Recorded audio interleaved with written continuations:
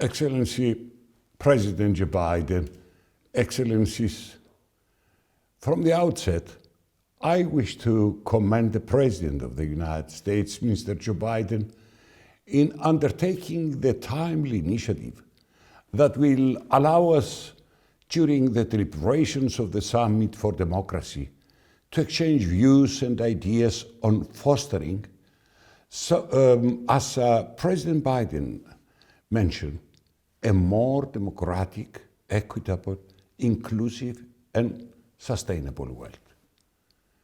These past 2 years, we have been witness to the ongoing COVID-19 pandemic, the unprecedented effects of the climate change, and the increasing trend of reversal to all the progress that has been made to human rights, social cohesion, gender equality, and women's rights.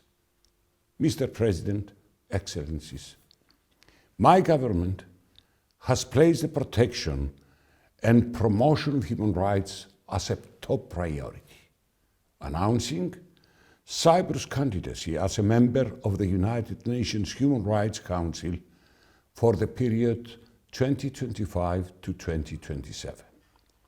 In this regard, I'm pleased to introduce a series of commitments by my government.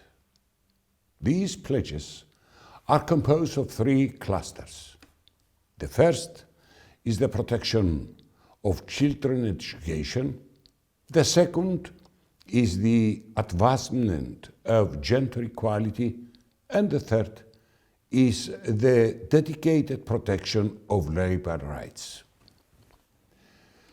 We firmly believe that a sound education is the key to building a better future, and we have launched, amongst others measures, special services to support children within the spectrum of autism and their families, as well as reforms of the judicial system to promote education for dropout children.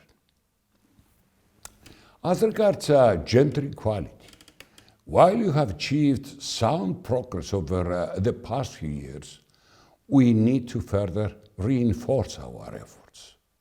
To this end, we have created a national coordination agency whose main task will be to observe and implementation of the Convention combating violence against women and domestic violence.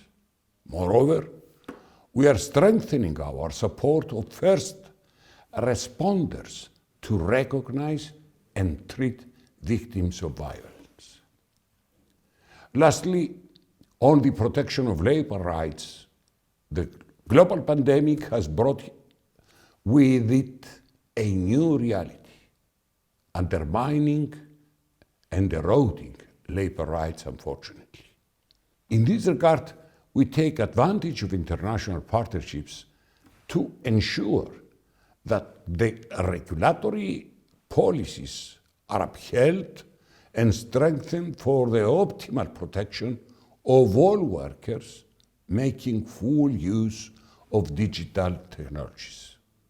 In this framework, my government is dedicated to continue the social dialogue in progress so as to ensure the traditional working environment, protect the most vulnerable and their labor rights through, amongst others, using new technologies and introducing a national wage for all.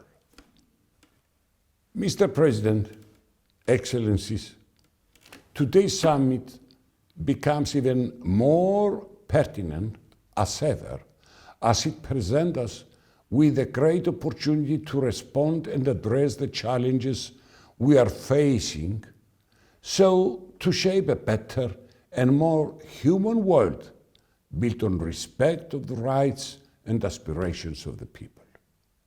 Perhaps it was best said by Pericles, the preeminent statement of classical Athens, the cradle of democracy, who said, "What you leave behind is not what is engraved in stone monuments, but what is woven into the lives of others." Thank you, Mr. President. Thank you, Excellencies.